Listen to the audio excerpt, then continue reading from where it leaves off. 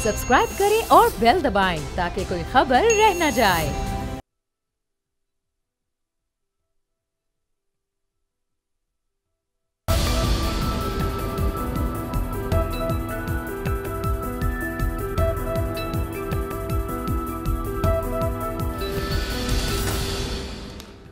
अस्सलाम वालेकुम व्यूअर्स, आप देख रहे हैं तब्दीली और मैं हूं आपके साथ अमीर अब्बास। आसिफ अली जरदारी साहब, बिलावल भुट्टो जरदारी साहब ने अब से कुछ देर पहले 27 दिसंबर मोहतरमा बेनज़ीर भुट्टो की बरसी की तकरीब से खिताब करते हुए मुस्लिम लीग नून को इस दफ़ा निशाना नहीं बनाया बल्कि पाकिस्तान तहरीक इंसाफ को निशाना बनाया। 2016 की तकारीर देखें, 2017 की तकारीर देखें या उससे पहले की तकारीर, तो आसिफ जरदारी साहब और बिलावल भुट्टो जरदारी साहब का जो पहला हदफ या पहला निशाना हुआ करता था वो नवाज शरीफ, शहबाज शरीफ हुआ करते थे, मुस्लिम लीग नून, चौधरी निसार हुआ करते थे। लेकिन आज ना तो नवाज शरीफ याद आए, ना शहबाज शरीफ याद आए, ना चौधरी निसार का जुल्म सितम याद आया, बल्कि आज कौन याद आया? वो इमरान खान था।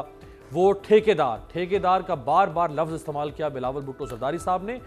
बराह रास्त तो नाम नहीं लिया इस्टेब्लिशमेंट का, लेकिन बादियो नज़र में अभी उन्होंने सुनने वालों पर यह जवाब छोड़ दिया है कि वो खुद से जवाब तलाश करे। तो हम इससे ये जवाब निकाल सकते हैं कि ठेकेदार से मुराद बार बार वो इस्टेब्लिशमेंट को निशाना बना रहे थे। जैसे जरदारी साहब कहा करते थे नाम लिए बगैर कि आपने सिर्फ 3 साल के लिए आना है और हमने हमेशा रहना है, तो 3 साल के लिए ओहदा सिर्फ और सिर्फ आर्मी चीफ का ओहदा हुआ करता है पाकिस्तान में। और आज उन्होंने ठेकेदार का लफ्ज़ इस्तेमाल करके बार बार जो ठेकेदार की गर्दान बिलावल साहब ने आज पढ़ी, जिससे वो बादियो नज़र में निशाना बना रहे थे पाकिस्तान की फौज को।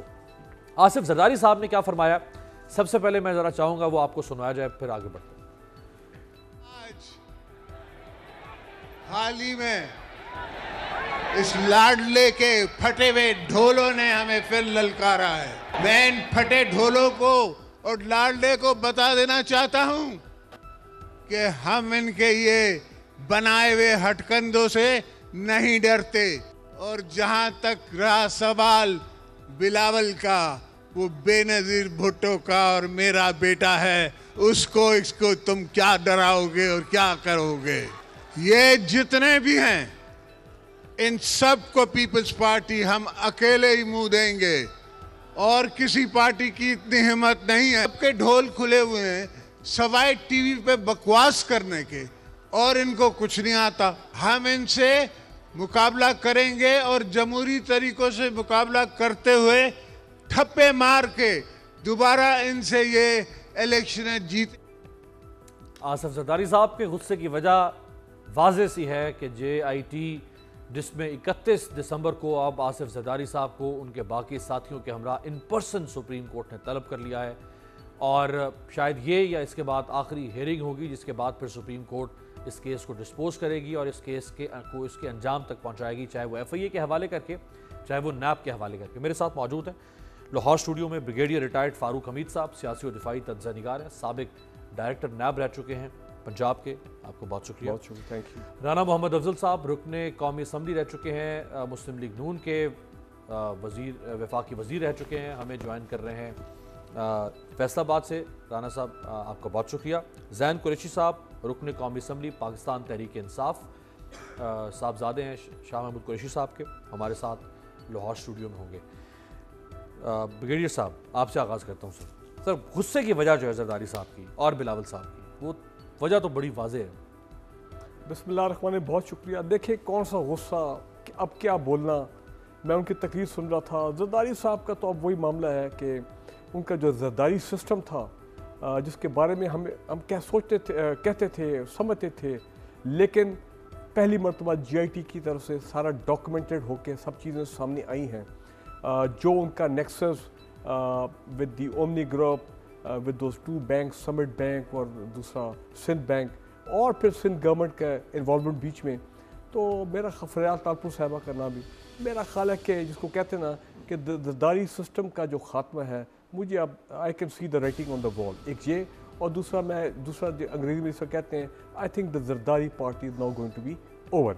देखिए बात यह है कि It was so shocking.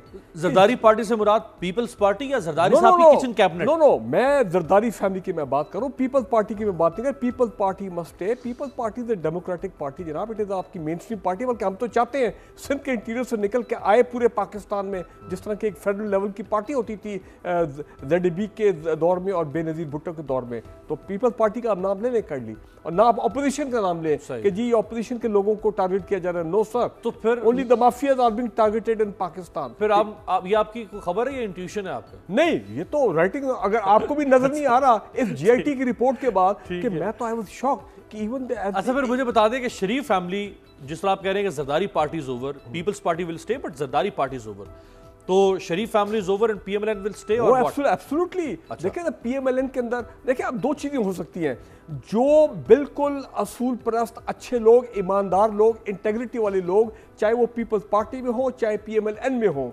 और जब उन्होंने देखा कि उनकी जो टॉप मोस्ट लीडरशिप है उनके साथ ये हुआ कि जनाब कन्विक्शन हो गई है।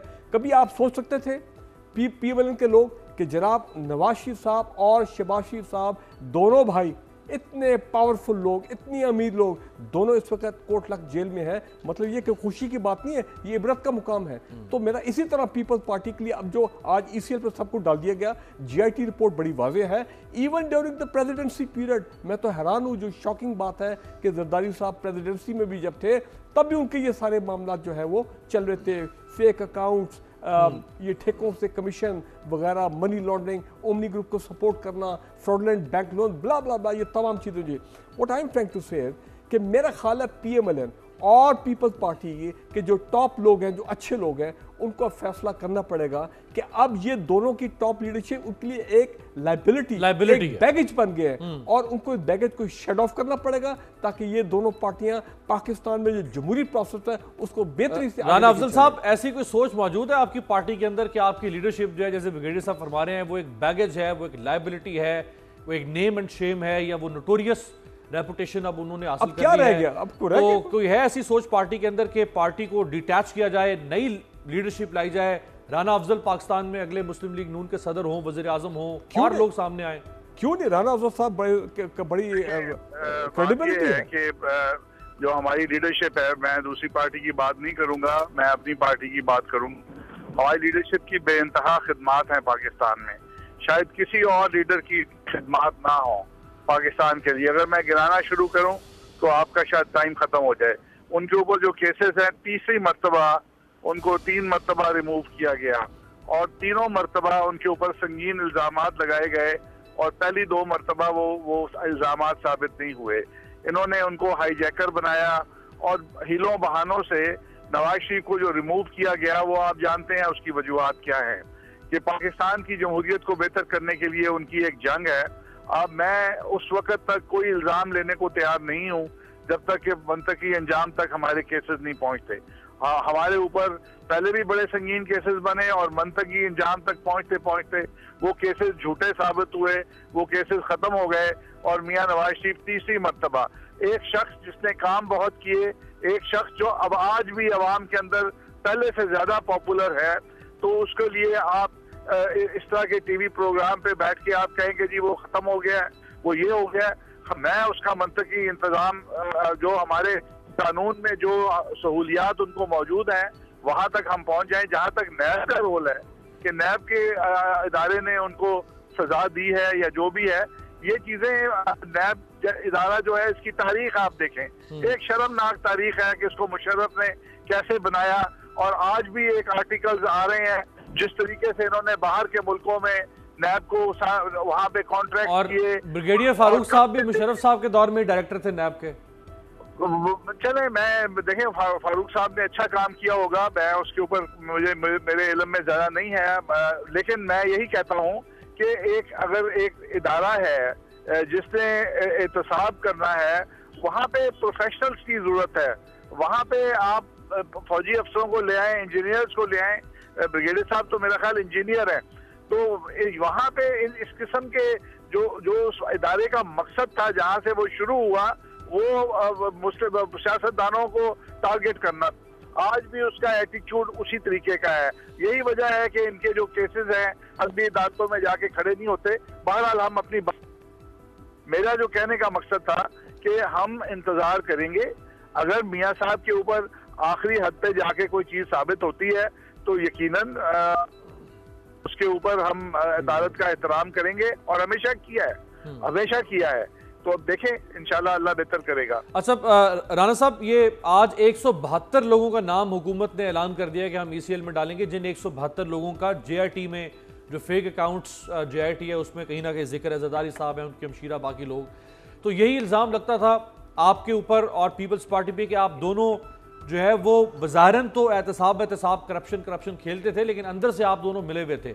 अब अगर आपका दौर होता या पीपल्स पार्टी का दौर होता तो शायद ये 172 लोगों के नाम ECL में, जरदारी साहब का नाम तो शायद कभी भी ना डल सकता था। देखिए, मुझे तो इल्म नहीं है कि इन्होंने 172 लोग कौन हैं। पनामा के अंदर जो लोग थे उनका तो एहतसाब अभी तक हमें नजर नहीं आ रहा, सवाए नवाज शरीफ के, जिनका नाम था भी नहीं पनामा के अंदर। वो जो पनामा के लोग थे उनका एहतसाब शुरू करें, हम वेलकम करेंगे। हमने कभी इस एहतसाब को भी नहीं रोका।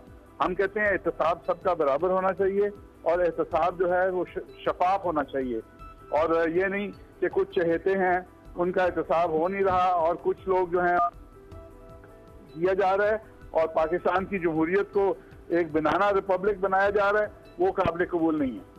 सही। देखिए, मैं एक चीज़ कहना चाह रहा हूँ कि वो जो दौर था जिसकी बात राना अफजल साहब कह रहे हैं, नैब का, जनरल मुशर्रफ का, वो मिलिट्री रूल का दौर था, और जारी बात है उस ज़माने में हमारी अदलिया जो है वो बिल्कुल उस तरह फ़ाल नहीं थी। लेकिन अभी फ़र्क क्या है, इस पिछले 2 साल में ना मिलिट्री रूल है, सिविलियन गवर्नमेंट है, इन्हीं की गवर्नमेंट थी, लेकिन सुप्रीम कोर्ट ऑफ पाकिस्तान अब एहतसाब के प्रोसेस को लीड कर रहा है, और नैब अब के चेयरमैन वो वाले नहीं है जिस इनके दौर में होते थे कि जनाब सब चीज़ों को you keep the dust under the carpet.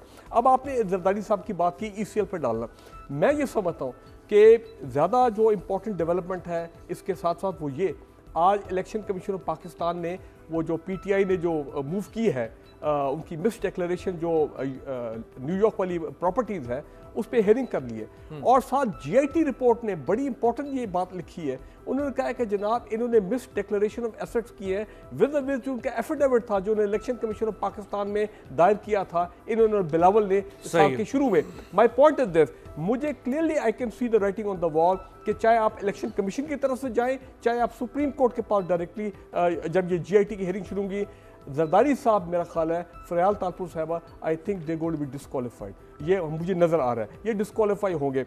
और जब ये हेयरिंग शुरू होगी, देखें ना GIT उसके बाद जो और सुप्रीम कोर्ट एक्शन क्या लेती है, मुराद अली शाह साहब के साथ Supreme Court, how do they punish him, do they sack him, what do they do, जिस तरह चीफ जस्टिस साहब ने ऑब्जर्वेशन दिए हैं, तो मुझे तो उनका मुस्तकबिल जो फाइनेंस मिनिस्टर थे ना मुराद अली शाह।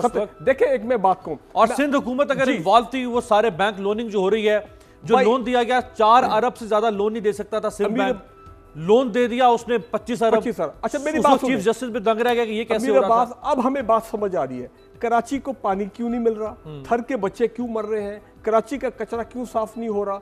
भाई, जो चीफ मिनिस्टर ऑफ सिंध है, इंटीरियर में हारियों को पानी नहीं मिल रहा, चोरी हो रहा है। चीफ मिनिस्टर सिंध तो ओमनी ग्रुप की सर्विस में लगे हुए थे, पहले as a finance minister and now for the last 3 years as a chief minister. तो मेरा ख्याल है कि ये तो इनकी बचत तो मुझे नहीं नजर आ रही है। अच्छा। और मेरा ख्याल है ये जरूरी है कि देखें, अगर इतनी ग्रेव वायलेशन हुई आपकी आइन की, आपकी लॉ की, और मनी लॉन्ड्रिंग करके आपने पब्लिक मनी, देखे ना, मैं इनके जो स्लोगन है आज भी लगा रहे थे, ये वहाँ पे गड़ी बख्श में जो हो रहा था इनका इज्तिमा, कि जी भुट्टो जिंदा है। बिल्कुल हम कहते हैं भुट्टो जिंदा, और भुट्टो हमेशा जिंदा रहेंगे, ZAB भी और बेनजीर भुट्टो, लेकिन सिंध के अवाम को उन्होंने मार दिया। और अब मुझे देखिए, अब वो क्या कह रहे हैं, एक मिनट आयरनी क्या थी जब मैं देख रहा था कि जिन लोगों को इन्होंने मारा, जिन लोगों का इन्होंने पैसा लूटा, वो सामने खड़े हुए थे। क्या कह सकते हैं, वो लोगों का अपना फैसला है कि वो जिसका जलसा सुने, जिसको वोट दें ना दें, बार बार चाहे वो डसे जाएं, जो भी कह सकते हैं इसको। शहरी रहमान साहबा ने क्या फरमाया जी, मैं चाहूँगा ज़रा जैन कुरैशी साहब को सुनवाते हैं। जरदारी साहब कह रहे हैं कि जी PTI के लोग जो हैं वो बैठ के बकवास करते हैं TV चैनल्स पे और कुछ नहीं कर सकते। शहरी रहमान साहबा क्या फरमा रही हैं, वो भी ज़रा सुनवा। असल इनका मैं समझती हूँ मकसद ये है कि पीपल्स पार्टी की क़यादत और सारी अपोजिशन को माइनस करने की कोशिश की जाए। एहतसाब के लिए पीपल्स पार्टी हाजिर है, बनी है, बल्कि तो आपने अगर एहतसाब करना है तो फिर सबका एहतसाब होगा। कुरैशी साहब, दमादम मस्त कलंदर होगा जी। बिस्मिल्लाहिर्रहमानिर्रहीम सर, सबसे पहले तो माजरत लेट आने की। पीपल्स पार्टी ने क्यों अपने आप को जो है इतना बड़ा मजलूम बना लिया, ये मुझे बिल्कुल समझ नहीं आती। I think writing on the wall है, जैसे पेटर साहब फरमा रहे हैं। सारी लीडरशिप आप अंदर कर रहे हैं उनकी, आप कह रहे हैं मजलूम नहीं है, बट किसी वजह से ही हो रही है ना, मतलब कोई मतलब शौकिया तो नहीं हो रही। JIT की आप बात करते थे, मुस्लिम लीग नून की, मेरे ख्याल से, और जैसे आपने बड़ी तफसील में समझाया, जो कुछ यहाँ पर सामने आ रहा है, चाहे वो फलूदे वाले का अकाउंट हो, वो रेडी वाले का अकाउंट हो, या जिस तरीके से सर जिंदों की तो खैर है, मुर्दों का अकाउंट निकला है ना, इसलिए तो मतलब है किसी वजह के तहत किया जा रहा है। और मेरे समझने में इन्होंने तो नवाज शरीफ को मजलूम बना रहे हैं, ये जो कुछ इन्होंने किया है। तो आज इनका प्रेस कॉन्फ्रेंस करना और आज इनका आके कहना कि जी वन साइडेड एहतसाब हो रहा है, सबका होना चाहिए, पीपल्स पार्टी को मजलूम बनाया जा रहा है, और इनके पास एक ही ट्रम्प कार्ड है, इनके पास हर दफा खेलते हैं कि जी जमहूरियत की खातिर पीपल्स पार्टी ने बड़ी कुर्बानियां दी हैं। ये इसमें कौन सी जमहूरियत को उन्होंने सर्व की है? मतलब है अभी आप ये तो जैसे कि आप बजा फरमा रहे हैं, ये तो टिप ऑफ द आइसबर्ग है। और अब ये जैसे जैसे ये टिप ऑफ द आइसबर्ग, ये चीफ जस्टिस ने भी कहा है, ये चीफ जस्टिस ने भी कहा था कि टिप ऑफ द आइसबर्ग है। बिल्कुल बिल्कुल हकीकत है सर। और ये जैसे जैसे खुलेगा आप देखेंगे कि हम कहते थे, और एक मतलब है एक लफ्ज़ी बात करते थे कि जी सिंध में जो करप्शन के लेवल्स हैं वो ऑफ द चार्ट्स हैं, एक बात की जाती है, वो तो उसको आप अमली तौर पे देख रहे हैं कि किस लेवल की करप्शन हुई है। और आपने बजा फरमाया, बिल्कुल नज़र आता है कि थर के बच्चे क्यों जो हैं बिल बला के मर रहे हैं, क्यों उनका पीने का पानी नहीं पूरा हो रहा, क्यों उनको खाना पूरा नहीं मिल रहा, क्यों गवर्नेंस जो है सिंध में बिल्कुल ज़ीरो है, क्योंकि सिंध की आवाम को तो गवर्न किया ही नहीं जा रहा। सिंध की हुकूमत जो है एक छोटे से तबके को प्रोटेक्ट करने के लिए गवर्न कर रही है। और ये आज आपके सामने ओमनी ग्रुप डिफेक्टो गवर्नमेंट बनी पड़ी है सिंध के अंदर, तो ये अब आपके सामने खुलेगा सारा और आप देखेंगे इसको। राइट। ख्वाजा साद रफीक साहब जी, पिछले दौर में जब 2013 से 2018 तक मुस्लिम लीग नून की हुकूमत थी, तो ख्वाजा साद रफीक साहब के आसिफ अली जरदारी साहब के बारे में नेक ख्यालात क्या थे? मैं ज़रा चाहूँगा पहले वो नेक ख्यालात वो सुनवा दें। जब और कोई नहीं, खुद आसिफ जरदारी करप्शन के हवाले से गिले शिकवे करते नजर आते हैं। खा खा के इनका पेट ही नहीं भरता। ये जो पेट का दोजख है, इसमें कितना कुछ डालना है। ये शुगर मिले किधर से आई हैं? आपकी शुगर मिले बच्चे देती हैं, अरबों रुपया खा गए आप। लेकिन आज ख्वाजा साद रफीक साहब किन नेक ख्यालात का इजहार कर रहे हैं जरदारी साहब के, जरा सुन लें। अब वो पहले वाले नेक ख्यालात थे या आज नेक ख्यालात है, आज क्या फरमा रहे हैं? अगर खुदा न खास्ता आसिफ अली जरदारी को गिरफ्तार किया गया तो उससे एक तूफानी और हिजानी कैफियत पैदा हो। राना अफजल साहब, अब ये सर सेल्फ एक्सप्लेनेटरी है। अब ये दौर अखबारों का दौर नहीं है सर, ये टीवी का दौर है, सोशल मीडिया का दौर है। ये चीजें हॉट करेंगी। कोई प्रिंसिपल स्टांस लेना पड़ेगा हमारी पॉलिटिकल लॉट को, चाहे आप हो, चाहे कुरैशी साहब हो, चाहे पीपल्स पार्टी हो। देखिए, हम प्रिंसिपल स्टैंड लेंगे और लेते रहे हैं, और उस वक्त लेंगे जब एक चीज़ अपने मंतकी अंजाम को पहुंच जाएगी। बिफोर टाइम तो हम टॉक शो में ही बात कर सकते हैं। बहुत सारी चीज़ें, जैसे बहुत सारे आपके मेहमान कह रहे हैं कि एविडेंट है, बिल्कुल लगता है कि एविडेंट है, तो हम थोड़ा सा इंतज़ार क्यों नहीं कर लेते, उन चीज़ों को साबित हो जाएं। एक जो जितने भी दुनिया भर में शरीफाना माशरे हैं, वो डंडोरा बाद में पीटते हैं, पहले वो मामलात को हल करते हैं, और अगर मामलात अपने मंतकी अंजाम को पहुंच जाते हैं तो हर कोई भी नहीं कहेगा कि ये गलत है। तो जहाँ तक एहतसाब का जो बात हो रही है कि जी हम ये कहते हैं एहतसाब ऐसा नहीं हो रहा, तो क्या आपको ये नज़र नहीं आ रहा कि एहतसाब अगर हो रहा था तो नवाज शरीफ का हो रहा था? ये आपको नज़र नहीं आ रहा कि चहेते ऐसे हैं जो बाहर बैठे हैं? ये आपको नज़र नहीं आ रहा कि कई लोगों के ऊपर इंक्वायरी स्टेज में गिरफ्तारी हो जाती है और कई लोगों की रेफरेंस फाइल होने के बाद भी गिरफ्तारी हो जाती है? ये चीज़ें लोगों को नज़र आ रही हैं, और यही वजह है कि पाकिस्तान के अंदर जो एतमाद है वो ख़त्म होता जा रहा है, और हम खुद मौका दे रहे हैं। ये इदारे जिनके लिए बहुत सारे लोग उनके स्पोक्समैन बन जाने के लिए तैयार हैं, ये आवाम को बातें करने का मौका खुद दे रहे हैं। और अगर ये अपने आप को ठीक कर लें और सबके साथ बराबर लिखें, कोई प्राइवेट मीटिंग्स ना करें, तो इनके ऊपर कोई उंगली नहीं उठा सकेगा। अगर उंगली उठाते हैं तो उसकी वजह होती है। हमें शौक नहीं है कि हम अपने इदारों को बदनाम करें, लेकिन जहां आप जैसे आप देख रहे हैं कि मीडिया ट्रायल होता है, इंक्वायरी से इनको मना किया सुप्रीम कोर्ट ने कि आप मीडिया ट्रायल ना करें, आप अपनी एडवांस में इंफॉर्मेशंस को लीक ना करें, लोगों की इज्जत का ख्याल करें। आज उसका रिजल्ट ये है कि ब्यूरोक्रेसी भी हाथ छोड़ के बैठी है, पॉलिटिशियन भी हाथ छोड़ के बैठे हैं, बिजनेसमैन भी हाथ छोड़ के बैठा है, पाकिस्तान की मैशत खड़ी हो गई है, और ये कह रहे हैं कि जी हम बड़े पॉपुलर हैं।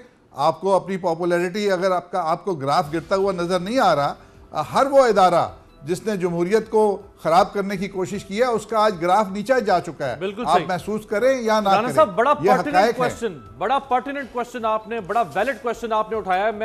मैं इसको जरा कुरैशी साहब के पास लेके जाऊंगा। एक ब्रेक पे जाते हैं, ब्रेक से वापसी पे, कि सिर्फ और सिर्फ मुस्लिम लीग नून और पीपल्स पार्टी का एहतसाब क्यों हो रहा है?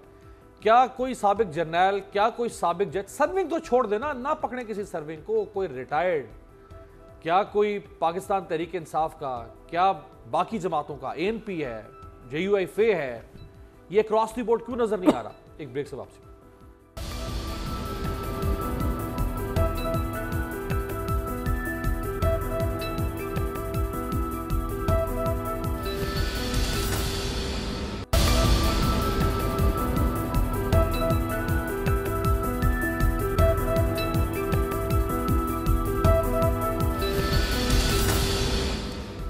ब्रेक के बाद खुश आमदेद। राना अफजल साहब ने 2 पॉइंट्स उठाए। चूंकि अपोजिशन आजकल बड़ी मजलूम है तो ज़रा अपोजिशन को ज़्यादा टाइम देना पड़ता है, फेवर भी करना पड़ती है, तो दोनों पॉइंट्स ज़रा एक कुरैशी साहब के सामने रखते हैं, एक ब्रिगेडियर साहब के सामने। ज़रा राना सनाउल्लाह साहब ने जो फरमाया है मैं चाहूँगा वो दिखाया जाए, क्योंकि राना अफजल साहब ने कहा कि इनको शौक है स्पोक्स पर्सन बनने का कुछ इदारों का, तो फवाद चौधरी साहब की तरफ इशारा है और राना सनाउल्लाह साहब भी कुछ कह रहे हैं, वो ज़रा सुना। तनाज़े किरदार का आदमी जो है वो इन अदारों का तर्जुमान बन के बात करेगा और उसके बारे में सारे शहर को ये मालूम होगा कि ये रात को इस्लामाबाद के किसी न किसी ब्राथल हाउस में होता है, वहाँ पे हराम खोरी भी करता है, हरामकारी भी करता है, और अगले दिन आके जो है वो नैब का तर्जुमान बना होता है, वो अदलिया का तर्जुमान बना होता है, एक पिंडी का। राइट, एक तो इंतहाई काबिल एतराज़ ज़बान, आपके कुलीग भी हैं कुरैशी साहब, मेरे तो सर सीनियर भी हैं और बुजुर्ग भी हैं, और इनसे सीखना नहीं आपने, ऐसी बात, सीनियर जरूर है आपके, लेकिन सीखना नहीं है। बिल्कुल नहीं जी। राना साहब and it's not the first time को ऐसे कह रही हैं, वो मतलब है उनका एक अपना आई थिंक अंदाज़ा बयान है, उनकी अपनी गुफ्तगू करने का तरीका है। आई थिंक ये ब्लेम गेम से हमें बाहर निकलना चाहिए, कौन कहाँ से डिक्टेशन लेता है, कौन किसकी ज़बान बोलता है, कौन किसकी तर्जुमानी करता है। हमें हार्ड फैक्ट्स पे बात करनी चाहिए, और हार्ड फैक्ट्स यही है कि when they have nothing else to say, तो इन्होंने एक ये नैरेटिव पूरा बना लिया है कि जी ये फलाने के स्पोक्स पर्सन बन रहे। Fact of the matter is he is an elected member of parliament and he is a member of the federal cabinet. उनको मेरा नहीं ख्याल है कहीं से कोई डिक्टेशन लेने की ज़रूरत है। इंफॉर्मेशन मिनिस्टर है, एग्जैक्टली इंफॉर्मेशन मिनिस्टर है पाकिस्तान के, तो मैं इसके ऊपर मजीद कुछ कहूँगा तो फिर मेरी भी वही तनकीद बन जाएगी, बट आई थिंक ये इल फाउंडेड किस्म के क्लेम्स हैं और उनको गुरेज करना चाहिए इससे। तो चौधरी साहब को भी तो गुरेज करना चाहिए ना, कि वो थोड़ा सा वो कंट्रोल करें, ये इंप्रेशन ना आए कि वो शायद तर्जुमान बन रहे हैं नैब के, जो शिकायत है उनको। बिल्कुल बिल्कुल, मैंने अक्सर ये बात की है, and I don't mince my words when I से दिस, कि हुकूमत को भी थोड़ी संजीदगी का इजहार करना चाहिए, और इस पूरी पार्लियामेंट को, मैं किसी एक जमात को ब्लेम नहीं करना चाहता कि जी इस जमात की गलती है, इस जमात की। अनफॉर्चुनेटली जो लेवल ऑफ इमेच्योरिटी है इस ऐवान के अंदर, उसको हमें दूर करना चाहिए ताकि हम इस मुल्क को और इस कौम को बेहतर तरीके से सर्व कर सकें। मैं कल ही एक टॉक शो में बात हो रही मेरे से, बल्कि डॉक्टर मारिया ने ये सवाल किया और उन्होंने कहा कि जी आप पहली दफ़ा असेंबली में आए और आपका तो एक बड़ा ही जो है ब्रीफ पार्लियामेंट्री एक्सपीरियंस है, तो आप क्या शुरू हो गया? तो मैंने उनको यही बताया, मैंने कहा कि जी हम अक्सर क्योंकि बाहर बैठ के ऐवान को देखा करते थे, तो बड़ी होप्स और एस्पिरेशंस लेके आए थे कि कभी इस ऐवान का हिस्सा बनेंगे तो जाके तकरीर करेंगे, अपना पॉइंट ऑफ व्यू देंगे, बट अल्हम्दुलिल्लाह इस ऐवान में ऐसा कुछ नहीं हो रहा है, सिर्फ ब्लेम गेम हो रही है, सिर्फ गाली गलोच हो रहा है। प्राइम मिनिस्टर भी तो नहीं आ रहे ना, प्राइम मिनिस्टर ने कहा था मैं वंस अ वीक आके, मैं शायद बुध का दिन उन्होंने कहा था मैं आके जवाब दिया करूंगा। अभी 4 महीने तकरीबन पूरे हो गए, क्यों नहीं आ रहे हैं? सर उसकी बुनियादी वजह यह है कि अभी कोई लेजिस्लेशन हो रही नहीं है, कोई पार्लियामेंट्री बिजनेस हो ही नहीं रही है, जहां हर कोई एक दूसरे के ऊपर जुमले कस रहा है, एक दूसरे को गाली गलोच कर रहा है, और हमने लिटरली कौमी असम्बली का जो है ना मच्छी मंडी वाला एक माहौल बना दिया है, तो उसमें वज़ीर आज़म ने आके कौन से सवालों के जवाब देने हैं? काश हम सब, और मुझे बड़ी उम्मीद है कि अब ये पब्लिक अकाउंट्स कमेटी के चेयरमैन का इशू रिजॉल्व हो जाने के बाद ये चीज़ें सेटल डाउन कर जाएंगी, और जो ऐवान का बेसिक फंक्शन है लेजिस्लेशन करना, उन कमेटियों का वो होगा, और इंशाल्लाह जब वो होगा ऐवान का माहौल बेहतर होगा, और इंशाल्लाह जरूर वज़ीर आज़म आएंगे। साहब एहतसाब ज़रूरी है, ये नून लीग और पीपल्स पार्टी भी कह रही है, करप्शन का खात्मा ज़रूरी है, वो ये दोनों जमातें कह रही हैं, चाहे कोई समझे कि वो बददिली से कह रही है, लेकिन वो कह रही हैं। सवाल एतराज़ उनका ये है, और एतराज़ वैलिड है, कि सिर्फ नून लीग ही क्यों, सिर्फ पीपल्स पार्टी ही क्यों? कोई साबिक जर्नैल, कोई साबिक जज, पैनमा में और बहुत सारे लोग थे, वो कारोबारी लोग हैं और बहुत सारे, पीटीआई के बहुत सारे लोग हैं। भाई आप किसी को आप डिस्क्रिशनरी पावर इस्तेमाल करें ना चेयरमैन नैब, इनके खिलाफ तो हो रही है, इधर क्यों नहीं हो रही?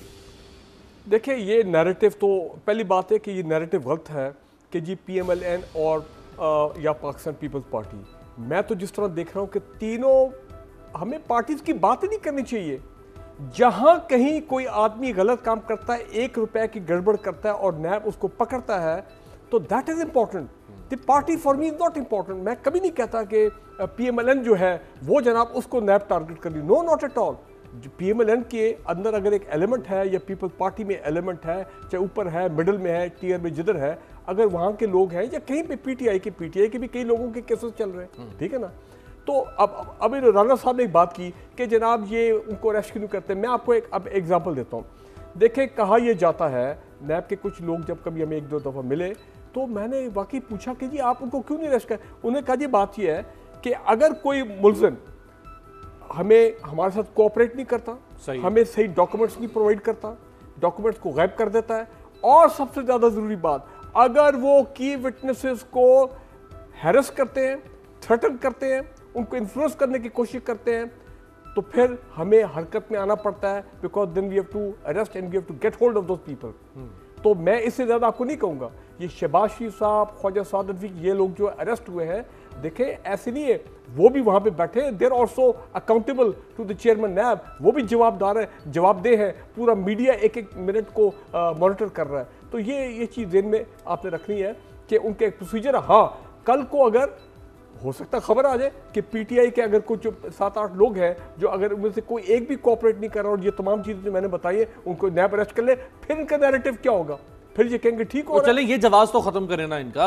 नहीं, ये जवाब तो खत्म होना चाहिए ना ऑपोजिशन का। बात वही है कि आपने जो अरेस्ट करना है, मेरिट पे आपने अरेस्ट करना है। आपने अरेस्ट इसलिए नहीं करना कि क्योंकि हमने राना अफजल साहब को खुश करना है या इनकी पार्टी को खुश करना है या जरदारी साहब को खुश करना है, ये बात नहीं है। तो राना साहब ये बैलेंसिंग एक्ट, वो कहने कि बैलेंसिंग एक्ट तो नहीं है ना, बैलेंस आउट तो नहीं करना कि अगर पीपल्स पार्टी कह रही है या नून लीग कह रही है तो उनको खुश करने के लिए 5 आपके पकड़े, 5 पीटीआई के भी डाल दो, 5 जर्नैल भी डाल दो, 5 जज भी डाल दो, तो नहीं चलता ना। वो कह रहे हैं ऐसा नहीं हो सकता ना, अगर कोई ताउन नहीं करेगा उसको पकड़ेंगे। बहुत सारे ऐसे लोग हैं नून लीग के, पीपल्स पार्टी के, जिनके केसेस चल रहे हैं, रेफरेंस तक पहुंच चुके हुए हैं। अरबाब आलमगीर और उनकी एहलिया का रेफरेंस फाइल हो चुका हुआ है, तकरीबन उनको अरेस्ट नहीं किया गया। देखिए हम लोग तो गवर्नमेंट में नहीं है, हमारा कौन सा इन्फ्लुएंस है जो हम लोगों के ऊपर यूज़ कर रहे हैं? कौन से हमारे ऊपर लीडरशिप के ऊपर 10-10 तो जासूस बैठे होंगे जो उनका एक सांस भी गिनते होंगे। उन्होंने कौन सा इन्फ्लुएंस कहाँ पे यूज़ कर लेना है? ये तो सारी कहानियाँ हैं ना, जिनको जहाँ पे अब नंदीपुर में जो कितना को लॉस हो गया है, उसमें क्यों नहीं उसके अंदर गिरफ्तारी हो रही? अलीम खान 1.5 अरब हाई कोर्ट में सर्टिफाइड है वो चोरी, 1.5 अरब रुपए से ज़्यादा की चोरी है। उसके लिए आपको क्या और चाहिए? आपने पैसे नहीं रिकवर करने, आप ना करें। इसी तरह से परवेज़ खटक के इश्यूज़ हैं, आप नहीं गिरफ्तार करना चाह रहे। ये स्टोरी तो आप जिसकी मर्ज़ी बना लें कि जी वो कोऑपरेट नहीं कर रहा, वो कोऑपरेट कर रहा है। ये नैब जो था, आप इसकी तारीख देखें, इन्होंने किस किस तरीके से लोगों को डिस्क्वालीफाई किया, पार्टियां तोड़ी, पार्टियां जोड़ी। इसका इदारे का बनाने का मकसद था, वो आप पढ़े जो $600 मिलियन का जुर्माना जो नैब को भरना पड़ेगा इंटरनेशनल आर्बिट्रेशन के अंदर जाके, और ये क्या कुछ करते रहे हैं, उस रिपोर्ट को आप पढ़ें, देखें किस किस के पीछे मुशर्रफ ने ये नैब लगाई थी। और अब $600 मिलियन ठुकेगा इनको इंटरनेशनल आर्बिट्रेशन से। ये पाकिस्तान के कुछ लाने वाले हैं। ये नैब कितने पैसे लेके आएगी इस करप्शन से? उससे दुगने इनको देने पड़ जाएंगे बाहर, जिस तरीके से ये काम कर रहे हैं। जी अर्ज ये है सर, मैं नहायती माजरत के साथ, राना साहब आप खुद दावेदार बनते हैं अदलिया को आज़ाद करने के। आज आप ही टीवी पे बैठ के कह रहे हैं कि जी हुकूमत का इन्फ्लुएंस नहीं है, हम हुकूमत में नहीं है। आप क्या कहना चाह रहे हैं कि हुकूमत जुडिशल प्रोसेस को इन्फ्लुएंस कर सकती है? हमारा नहीं है यार, हम बाहर हैं सर, किसी का भी कोई इन्फ्लुएंस नहीं है और होना भी नहीं चाहिए इसमें। जैसे ब्रिगेडियर साहब ने बात की, इसको पार्टी बेस्ड तो होना ही नहीं चाहिए कि जी 2 नून के पकड़े गए, 2 पीपी के पकड़े गए, कोई तरीके इंसाफ का नहीं पकड़ा गया। अक्रॉस द बोर्ड होनी चाहिए, और जहां जहां पर जिसका केस है उसको, अगर आप मेरी जाती राय मांगते हैं तो मैं कहता हूं कि उसको एक्सपेडिशनली होना चाहिए एक्सिक्यूट। बट ये अब हमने एक नैरेटिव बना लिया कि दो पार्टी कह रहे हैं। तो सर इसमें मैं अर्ज ये कर रहा हूँ कि हुकूमत का कोई इन्फ्लुएंस नहीं होता, ये जुडिशल प्रोसेस है, सब जुडिस मामले हैं, इसके अंदर हुकूमत थोड़ी इन्फ्लुएंस कर सकती है, हाँ जी 2 इसके पकड़ लो 2 उसके पकड़ लो, ऐसे तो सर नहीं होता। फिर आप ढूंढेंगे कौन इन्फ्लुएंस कर रहा है, उसको ढूंढें। सही है, सही है। अच्छा एक ब्रेक से वापस आते हैं और पाकिस्तान की तारीख में, बल्कि शायद दुनिया की तारीख में कल एक बड़ा अनोखा वाक़या होने जा रहा है। वो क्या वाक़या है वो ज़रा आपको ब्रेक से वापसी पे बताएंगे कि ना तो पाकिस्तान में ऐसा कभी नहीं हुआ बल्कि शायद दुनिया की भी पार्लियामेंट्री पॉलिटिक्स में ऐसा कभी नहीं हुआ।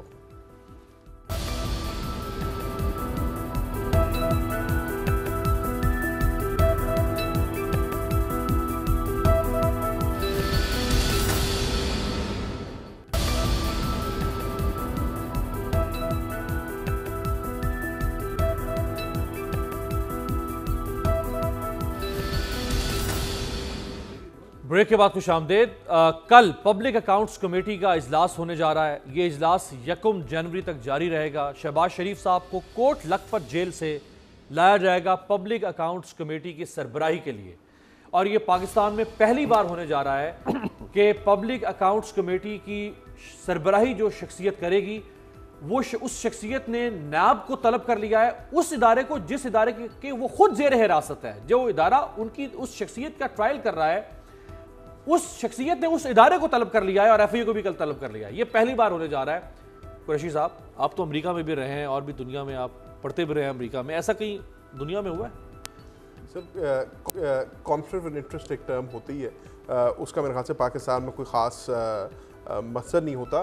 फैक्ट अभी हम यही डिस्कस कर रहे हैं कि ये कैसे हो सकता है कि मेरा एक इंटरेस्ट है एक चीज़ में, मेरा एक वेस्टेड इंटरेस्ट है एक चीज़ में, और वही वाली बात है कि बिल्ली को बिठा दें दूध की रखवाली करने के लिए, तो वो दूध कैसे महफूज रह सकता है। तो इसमें जब हुकूमत ने, जब पब्लिक अकाउंट कमेटी के चेयरमैन की बात आई और हुकूमत ने कहा कि जी कोई बेशक अपोजिशन का मेंबर हो जाए लेकिन मियाँ शहबाज शरीफ साहब से हट के भी, तो द वेरी सीनियर मेंबर्स जो पार्लियामेंट जो बैठे हैं, मुस्लिम लीग नून के अंदर बैठे हैं, पीपल्स पार्टी के अंदर बैठे हैं, तो वो उसमें एक डायरेक्ट कॉन्फ्लिक्ट ऑफ इंटरेस्ट है। और जैसे आप आज की बात कर रहे हैं, आज पूरी दुनिया में यही बात हो रही होगी कि ये एक नया प्रेसिडेंट सेट हो गया है कि एक बंदा जो ऑलरेडी एक इदारे की इन्वेस्टिगेशन के अंदर है, आज वो उसी के क्या उन्होंने तलब कर लिया है, नैब और एफआईए को तलब कर लिया है। सर ये इंसानी फितरत है कि अगर मुझे एक चीज से एक कस लग रही है, जिसको हम अपनी जबान में कहते हैं, तो मैं नेचुरली मेरा एक उसके खिलाफ एक बायस्ड ओपिनियन होगा। ये मुमकिन नहीं है कि मैं एक इदारा मुझे रोज बुला रहा है, मुझे तलब कर रहा है, मेरी इन्वेस्टिगेशन कर रहा है, मुझे जो है मेरी जांच पड़ताल हो रही है, तो मैं उसके खिलाफ एक बायस्ड ओपिनियन नहीं रखूंगा। तो इसी चीज को मरूज़ खातर लाते हुए हुकूमत ने कहा था कि कुछ ही और को होना चाहिए। 4 महीने आपने इसके ऊपर डेडलॉक रखा, 4 महीने नेशनल असेंबली के अंदर कोई काम ना हो सका। In the end, in the interest of democracy and in the interest of functioning government, आपने उनको ये चीज़ दे भी दी। अब आप उसको देखेंगे जब कल से इसका इजलास शुरू होगा तो इसके ऊपर सवाल उठेंगे। राइट जी। राणा साहब, जिसको इम्प्लीमेंटेशन ऑफ लॉ कहते हैं उसको कहा जाता है in letter and spirit implementation of law. In letter जो है वो तो ठीक है, आइन कानून इजाजत देता है कि ऑपोजिशन लीडर जो है वो पब्लिक अकाउंट्स कमेटी का चेयरमैन बने, but in spirit of the law, क्या स्पिरिट ऑफ द लॉ को आपको लगता है, आपका अपना कॉन्शियस आपको लग रहा है कि ये एक अच्छी रिवायत कायम कर रहे हैं हम कि शहबाज शरीफ साहब जो हैं वो अब तो रेफरेंस फाइल हो गया, अब तो ट्रायल शुरू हो गया है और वो कल उस कमेटी की सरबराही करेंगे जिस कमेटी में कल नायब को उन्होंने तलब कर लिया? देखें, पहली बात तो यह है कि मेरा ख्याल है कमेटी की फंक्शनिंग को हम नहीं समझ रहे और उसकी वर्किंग को नहीं समझ रहे। और दूसरी बात जो आपने की कि ये मैं समझता हूँ ये एक रिकग्निशन है कि आज के दिन तक या कल के दिन तक या उसके बाद तक मियाँ शहबाज शरीफ जो हैं वो अक्यूज़ड हैं, वो मुजरिम, उनके ऊपर इल्ज़ाम है, वो कोई मुजरिम साबित नहीं हुए। तो जब तक ये चीज़ आप पाकिस्तान में इम्प्लीमेंट नहीं करेंगे, आप लोगों को बदनाम करने से बाज नहीं आएंगे। मैं ये समझता हूँ कि वो आज भी इल्ज़ाम लगा है, उन पे कुछ साबित नहीं हुआ। He is as honourable as he was before NAB के पास आने से पहले। पहली बात यह है। दूसरी बात यह है कि नैब कैसे पब्लिक अकाउंट्स कमेटी कैसे काम करती है। ये जो जिस वजह से नैब को या एफआईए को बुलाया होगा, ये उनकी ऑडिट ऑब्जेक्शंस होंगी और ये audit objections accountant general of Pakistan ने बना के भेजी होंगी। और जो एक अनरिटन या रिटन मुआहदा हुआ है जिसमें मियाँ शहबाज शरीफ अपने दौर के मामलात को नहीं देखेंगे तो मैं ये अज्यूम करता हूँ कि ये मामला किसी और दौर का होगा, और उस किसी और दौर के मामले को देखने के लिए जो अकाउंट ऑडिटर जनरल पाकिस्तान ने ऑब्जेक्शन लगाए होंगे वो एक फैक्ट्स होंगे जिनके ऊपर कमेटी उसको देखेगी कि वो ऑब्जेक्शन जो हैं अकाउंट के अंदर पैसे जो खर्च किए हैं वो सही खर्च किए हैं या नहीं किए। ये नैब के किसी और ये जो है ये पाकिस्तान में होना चाहिए। अगर आप महसूस करते हैं कि शहबाज शरीफ उनके साथ ज़्यादा सख्ती करेंगे तो आपको खुश होना चाहिए कि अगर एक ऑडिट के अंदर कोई गड़बड़े हैं और ऑडिटर जनरल ने उनको रिपोर्ट किया है और शहबाज शरीफ ज़्यादा सख्ती करेंगे तो ये पाकिस्तान के मफाद में होगा। लेकिन मैं समझता हूँ वो बड़े बैलेंस्ड इंसान हैं, वो उसको एक मुनासिब तरीके से उनको हल करेंगे और ये पाकिस्तान के अंदर अच्छा आप कह रहे हैं पहली मरतबा हो रहा है, बड़ी अच्छी बात है। उनके ऑनरेबल होने का ताल्लुक है उस पर तो कोई दो राय नहीं, वो ऑनरेबल है हमारे लिए जब तक इनोसेंट अंटिल प्रूवन गिल्टी।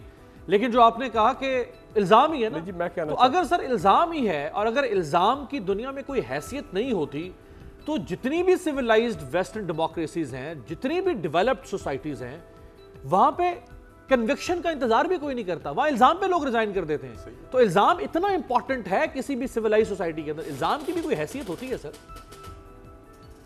और सर मुस्लिम लीग नून में और इतने बंदे मौजूद हैं, ये तो नहीं कि बस बंदों की कोई कमी है। अब ये इसके ऊपर बहस बहुत दूर तक निकल जाएगी। यहाँ पे अगर आप किसी की पर्सनल कंडक्ट को डिस्कस करते हैं तो कहते हैं ये ज़ाती है, इसको आप डिस्कस ना करें।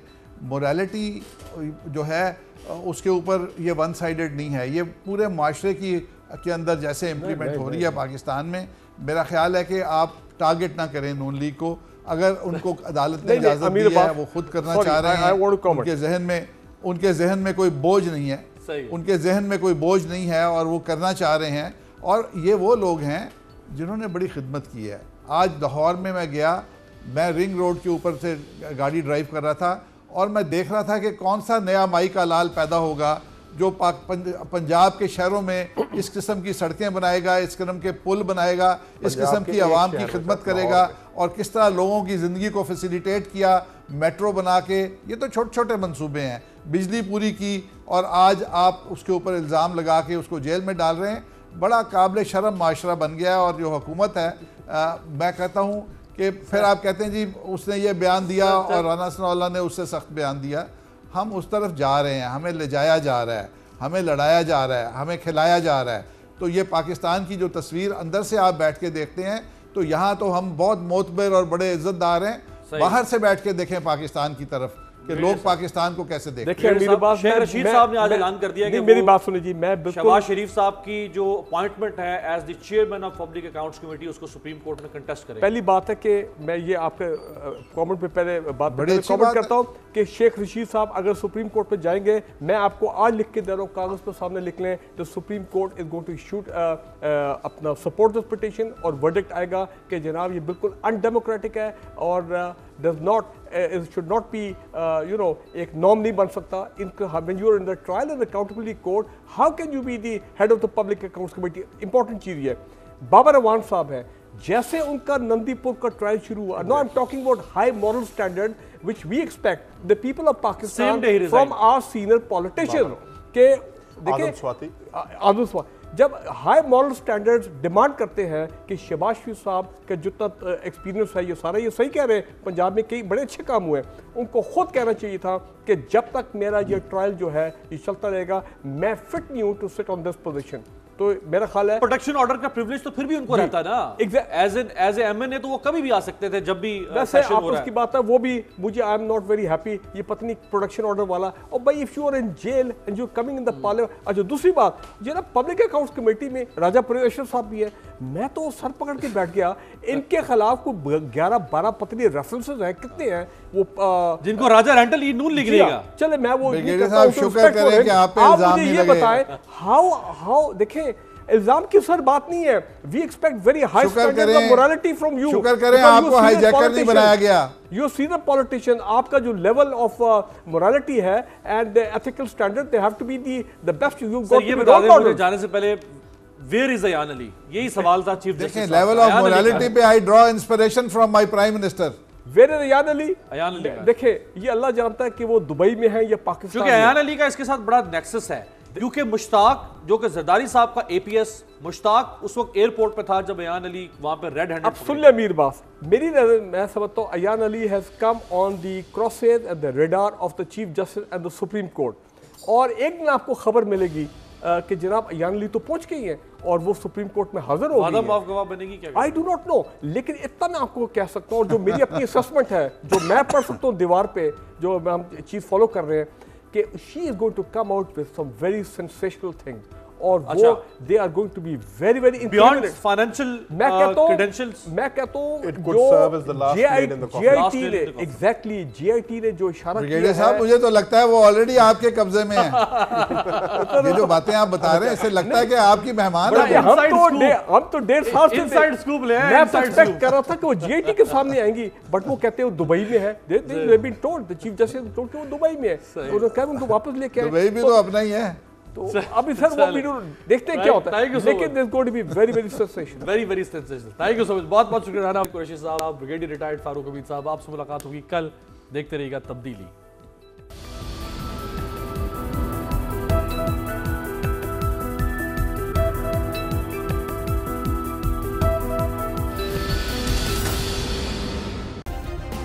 सब्सक्राइब करें और बेल दबाएं ताकि कोई खबर रह न जाए।